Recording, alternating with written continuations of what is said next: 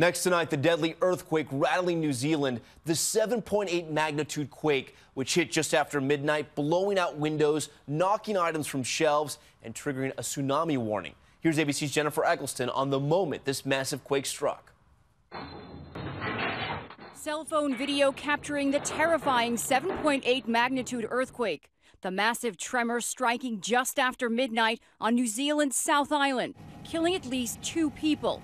Dramatic video revealing flattened homes, landslides blocking a major coastal highway. Overnight, frightened residents taking refuge in the streets. The tremor's impact so violent, roads cracking open, supermarket shelves emptied. Everything started shaking and then it got worse and it just didn't stop.